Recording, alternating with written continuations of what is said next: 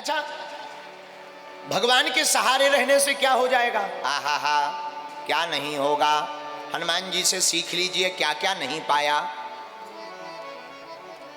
बड़े बड़े आतताई राक्षस बलवान हनुमान जी के सामने टिक नहीं पाए। किसी ने पूछा तुम बड़े बलवान हो?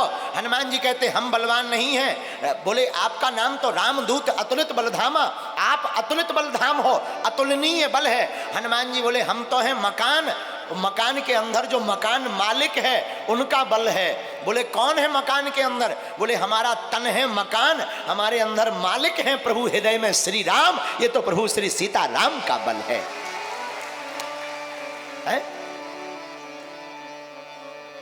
तो परमात्मा के सहारे रहने वाले व्यक्ति का क्या होता है? आहा हा, एक आदमी रास्ते से चला जा रहा, पति पत्नी दोनों, नई नई शादी और नई नई शादी और नई नई मोटरसाइकिल, जिसको मिले वो दिखाता जरूर है। नई नई लुगाई आई, नई लुगाई लेकर के चंगीलाल रास्ते से चला जा रहा था। बरसात का मौसम, थोड़ी दूर निकला तो सामने देखता है एक महात्मा फक्कड़ अपनी मस्ती में। अब महात्मा होते ही है मस्ती में।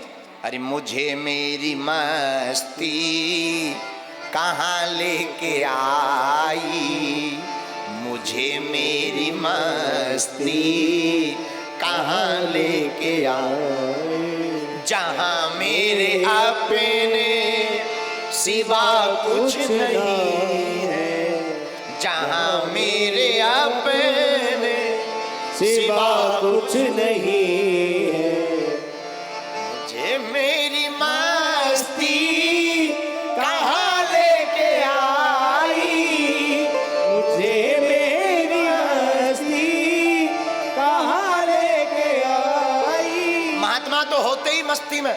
और कबीर दास तो बहुत ऊंची बात बोलते थे। कबीर बाबा कहते थे जो घर फूंके आपनो कबीरा खड़ा बाजार में, कबीरा खड़ा बाजार में लिए लकुटिया हाथ, और जो घर फूंके आपनो सो चले हमारे साथ। कबीरदास जी तो कहते हैं जो अपने मकान में आगी लगा दे वो हमारे साथ चले। अब बताओ कौन मकान में आगी लगाएगा? है? कबीरदास कहते हैं ये संसार रूपी मकान की बात नहीं कर रहे हैं, अपने मन के मकान में वासनाओं में आग लगा करके परमात्मा के द्वार चले जाना चाहिए। तो खुरई के दो कपल पति पत्नी चंगीलाल और मुन्नी बाई दोनों चले जा रहे थे। चंगीलाल की नई नई शादी, सामने एक महात्मा खड़े, फक्कड़ महात्मा फकीर। अरे मन लागो मेरा यार फकीरी में, ऐसे महात्मा।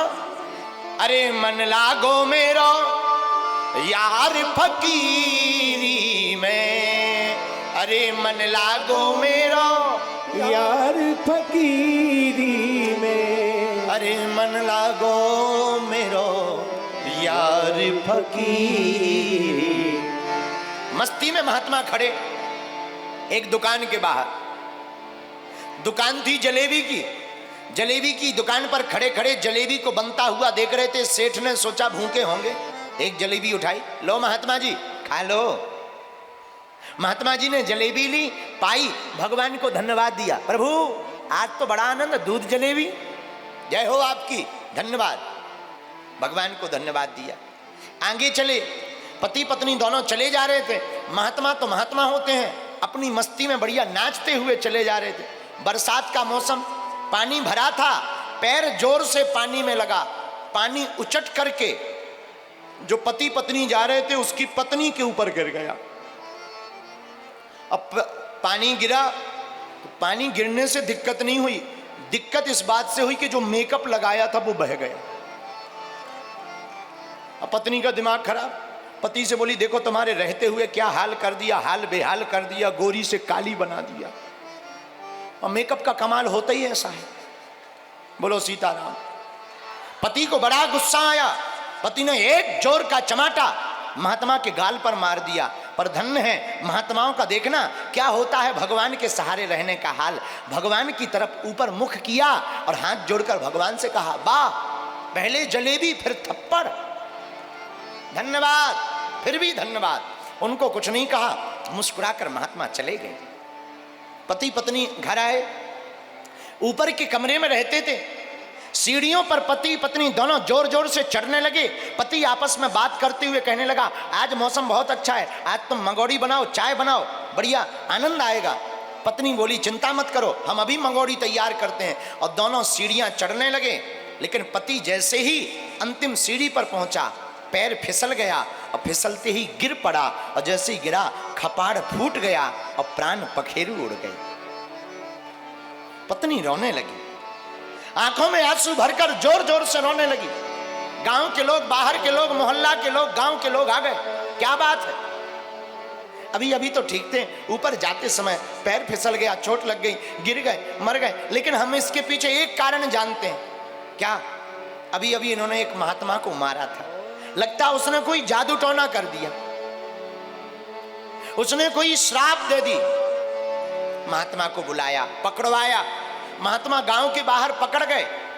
ए बाबा, इसे पहचानते हो?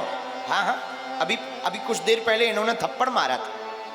अच्छा, इसीलिए तुमने कोई मंत्र मार दिया, श्राप दे दिया, बेचारा मर गया। महात्मा बोले, हम तो कोई श्राप नहीं जानते, हम तो साधु हैं, क्या श्राप जाने, पर ये तो मर गया। महात्मा ने हाथ जोड़कर गांव वालों से कहा, एक बात बताओ, इसकी पत्नी से पूछो कि मुझे थप्पड़ क्यों मारा था। पत्नी ने भी सबके सामने बता दिया, अरे थप्पड़ इस बात पे मारा था कि हम दोनों चले जा रहे थे। ये महात्मा उछल कूद करते हुए इन्होंने कीचड़ का पानी अपने पैर से टकराकर हमारे ऊपर डाल दिया। तो महात्मा बोले, जब पानी तुम्हारे ऊपर गिरा तो फिर थप्पड़ इन्होंने क्यों मारा? पत्नी बोली, वाह, मारे क्यों ना, वो हमारे पति हैं और पति से नहीं देखा गया, हमारा हाल बेहाल, इसलिए थप्पड़ मार दिया। महात्मा भी मुस्कुराकर बोले, देवी तुम्हारे ये पति हैं, इनसे नहीं देखा गया पानी शरीर पर गिरते हुए, तो इन्होंने थप्पड़ मार दिया। मेरा भी कोई परम पति है, उससे भी नहीं देखा दिया तो उसने भी मार दिया। मेरा भी तो कोई रखवाला है, मेरा भी तो कोई प्राणेश्वर है, मेरा भी तो कोई आधार है, मेरा भी तो कोई जीवन है, मेरी भी तो कोई जिंदगी है, जिसके हवाले में चल रहा हूं, जिसके नाम की गले में माला डाल रखी, जिसके नाम का मैंने सुहाग रूपी चंदन लगा रखा, और जिसके नाम का, प्रियतम का नाम हरे राम लेकर पुकारता हूं, उस प्रियतम से भी तो नहीं देखा गया। तो तुम्हारे पति ने तुम्हारी रक्षा की, मेरे पति ने मेरी रक्षा की। तुम्हारे पति ने मुझसे बदला लिया, मेरे पति ने, परम पति ने तुम्हारे पति से बदला ले लिया। ये पति पति की लड़ाई है, हम पत्नियों से क्यों झगड़ रहे? इसीलिए श्री हनुमान जी महाराज कहते हैं, नाथ न कछु मोरी प्रभुताई, न कछु मोरी प्रभुताई, नाथ न कछु मोरी प्रभुताई। ये हमारा प्रताप नहीं, मेरे पागलो, तुम लोग अगर मन में ये विचार करो कि तुम कथा को सुन रहे हो, तो ये तुम्हारी भूल है, ये मूल में भूल है। ये तो परमात्मा की कृपा है कि वो तुम्हें पात्र समझ करके कथा सुनाने लिवा लाया है, वरना पता नहीं विचार में क्या भरा होता। शायद तुम कथा के लिए आते, गाड़ी पंचर हो जाती, कोई पुराना मित्र मिल जाता, बहुत गहरे रिश्तेदार आ जाते, कोई बहुत बड़ा काम हो जाता, तुम कथा नहीं सुन पाते और ये चरित्र तुम्हारी जिंदगी से छूट जाता और तुम्हारा चरित्र भी बिगड़ने लगता। माई बाप, ये प्रभु की कृपा है, उसने तुम्हें पात्र समझा और कथा के सागर में धक्का देकर बुला लिया। हम विचार करें कि हम कर रहे, ये भूल है, परमात्मा करवा रहे, बस यही कबूल है? किसी गांव में एक बैलगाड़ी थी, बैलगाड़ी का मालिक बैलगाड़ी को चला रहा था, बैलगाड़ी के नीचे एक कुत्ता जा रहा था, कुत्ता, डीओजी डॉग, कुत्ता जा रहा था, लेकिन कुत्ता की पूंछ छुई हुई थी बैलगाड़ी में, टच। कुत्ता को लग रहा था बाहरे हम बैलगाड़ी चला रहे हैं। अब देखो कितनी भूल है, क्या मूर्खता है। क्या पागलपन है, कितना मूर्ख नहीं है ये कुत्ता। बैलगाड़ी बैल चला रहे, कुत्ता की सिर्फ पूंछ टच है, कुत्ता सोच रहा बाहर है, हम बैलगाड़ी चला रहे हैं। कुत्ता ने आजमाने के लिए बैलगाड़ी चली, कुत्ता ने सोचा चलो थोड़ा आजमा लिया जाए, क्या हम ही बैलगाड़ी चला रहे। रुक गया कुत्ता, किस्मत की बात बैलगाड़ी में पत्थर अटका, गाड़ी भी रुक गई। अब तो कुत्ता को भी कंफर्म हो गया, ओहो हो, आई प्राउड ऑफ यू, वाह वाह वाह। कुत्ता को भी गर्व हो गया, गौरवान्वित होने लगा, वाह इतनी बड़ी गाड़ी कुत्तों में। आज तो कुत्ता मन ही मन सोचने लगा, आज तो हमने कुत्तों में नाम रोशन कर लिया। मर गए हमारे दादा परदादा, किसी काम नहीं आए भौंकने के, एक हम हैं। ब्रेकिंग न्यूज में देखेंगे, कल ब्रेकिंग न्यूज में आएगा, अमुक अमुक कुत्ते ने बैलगाड़ी को चलाया, इतिहास रच दिया। कुत्ता ऐसा सोच रहा था, पर परमात्मा भी कम नहीं है, ऐसे लोगों को ठिकाना लगाते रहता है। तब तक आगे बढ़े, गाड़ी चली, कुत्ता चला, गाड़ी के मालिक ने बैलों को निकाल दिया। बैलों को निकाला, आप लोग सोच ही रहे होंगे कि गाड़ी से अगर बैल हटा दिए जाए तो गाड़ी का क्या होता है, जो ऊपर रहती है वो नीचे आ जाती है, और फिर नीचे आवे तो कोई नीचे हो तो क्या हाल होता। कुत्ता की भीतर से सटके निकल आई, चाउमीन जैसी सटक निकल आई बाहर, आंतें फैल गई, ब्रेड बन गई, पकौड़ा बन गई, बिल्कुल चपाती बन गई, 40-42 नंबर रोटी बन गया कुत्ता चिपल कर।